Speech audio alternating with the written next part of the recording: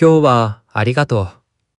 こちらこそ、ありがと無事に帰れた。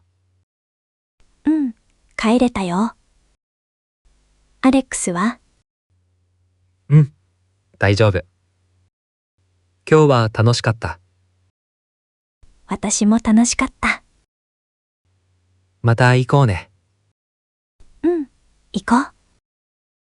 おやすみ。おやすみ。お疲れ。お疲れ。今日何してた？授業とバイトだったよ。アレックスは？授業の後、ちょっと散歩してた。いい感じの場所見つけた。なんか、落ち着く場所だった。いいね。気になる。今度、一緒に行く？うん、行きたい。最近ちょっと忙しい？最近課題が多くて、毎日ちょっと大変。そっか、お疲れ様。無理しないでね。うん、ありがとう。この前の抹茶オレ、また飲みたくなった。え、本当？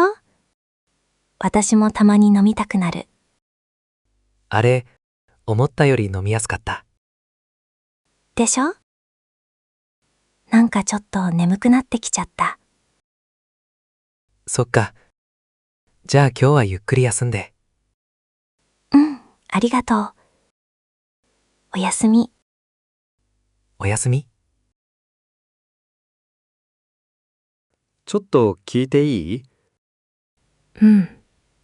何？今度神社に行ってみたいと思ってて。よかったら、一緒に行かない？実は神社も初めてなんだ。そうなんだ。いいね。一緒に行こう。よかった。じゃあ今度の休みどう？いいよ。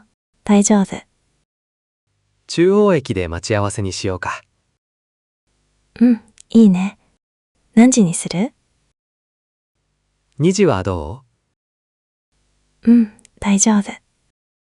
じゃあ2時に中央駅で。わかった。楽しみにしてる。じゃあまたね。またね。